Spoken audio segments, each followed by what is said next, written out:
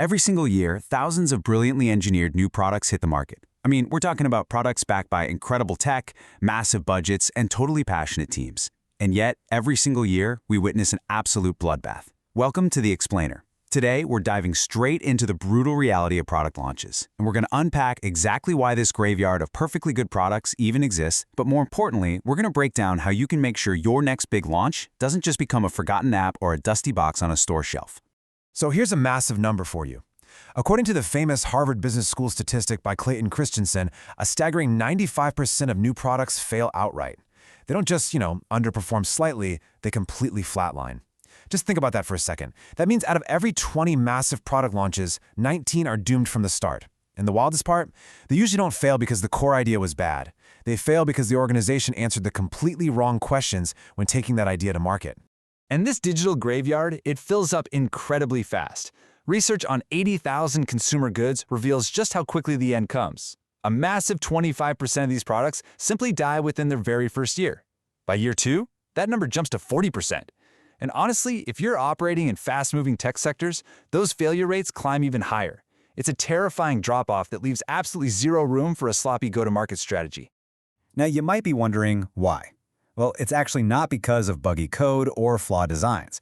According to an analysis of startup closures by CB Insights, they fail for a much simpler, far more devastating reason: a complete lack of market need.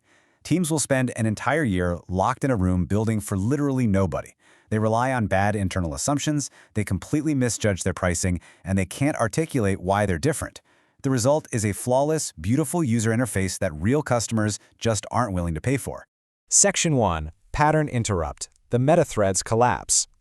Let's look at a startling real-world example from July 2023 that had seemingly infinite resources. At first glance, Meta Threads was hailed as an unparalleled success, acquiring a record-breaking 100 million users in just 5 days. But look at the other side of that coin. That incredible momentum was instantly wiped out by an 80% abandonment rate within just 2 weeks. Why? Because their entire positioning was purely reactive. Their only real value proposition was essentially just being not Twitter. To put that into perspective, daily user time absolutely plummeted from an initial 20 minutes a day down to a measly 3 minutes. It proves a crucial lesson. A massive market opportunity cannot save a broken, reactive value proposition. If you don't give people a compelling, deeply personal reason to stay, they're going to leave just as fast as they arrived. Which brings us to Section 2, the agitation, the 4 fatal barriers. Researchers at Inspira Strategies and Market Reach actually reverse-engineered dozens of failed launches, and they discovered they all crash into a wall of 4 specific barriers. Barrier 1, nobody notices. If you're just dumping technical features, you're just background noise. Barrier 2, no clear difference. You sound exactly like 5 other vendors in their inbox. Barrier 3, buyers don't trust you. They've been burned by empty marketing promises before. And finally, Barrier 4, no one takes action. Your funnel looks full, but buyers are agonizingly slow to actually move forward. Breaking through these barriers requires a massive mindset shift. Customers literally do not care about your tech stack or your elegant architecture. They only care about how fast you can make their headache go away. You know the old saying, right? Stop selling the drill bit and start selling the hole. Stop demanding that the market cares about your features and start proving that you intimately understand their pain. Okay, so how do we fix this? Let's dive into Section 3, the solution, the 4-part launch framework.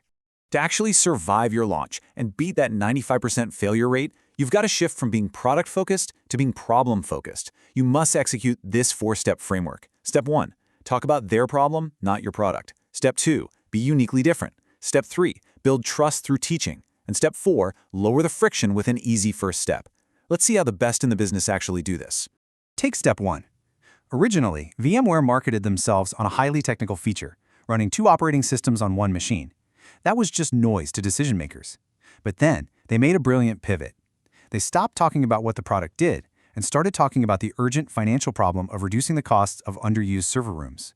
By targeting that massive headache, their adoption absolutely exploded.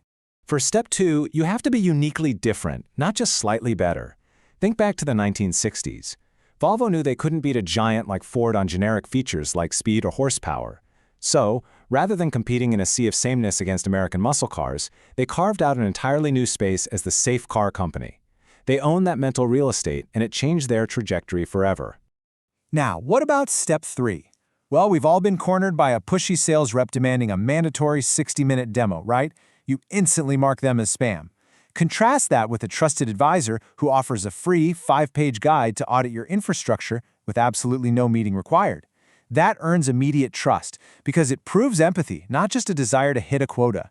So, how do you actually put that into practice? You educate the market on their invisible problems. VMware's leadership actually went on the road to teach IT leaders about the hidden costs of their underutilized servers before they ever showed off their software. Build that massive confidence before you pitch and be a god. When you teach the market how to think about a problem, they'll naturally assume you have the best solution. And for step 4, you really need to offer a soft start so buyers can engage on their own terms. Stop stalling your funnel with mandatory meetings. Give them an ebook, a scorecard, or a quick explainer, kind of like this one. The most successful SaaS companies give value first, letting the prospect learn without feeling the uncomfortable pressure of a hard sell. So what does this all mean? Launch success isn't about luck. It's a highly calculated formula. You need to validate market demand early through an obsessive problem focus. You need to carve out a unique difference. And you absolutely must offer genuine education and low-friction pathways before you ever ask for their credit card. I want to leave you with a direct challenge for your own upcoming launch. Ask yourself, are you demanding that the market care about your newly coded features? Or are you actually proving that you can solve their most expensive, painful problem? If you want to stay out of that product graveyard, you've got to answer that correctly. I'd love to hear your thoughts, so jump into the comments of this explainer and share the most useless, feature-obsessed product you've ever seen a company launch. See you in the comments, and as always, keep building.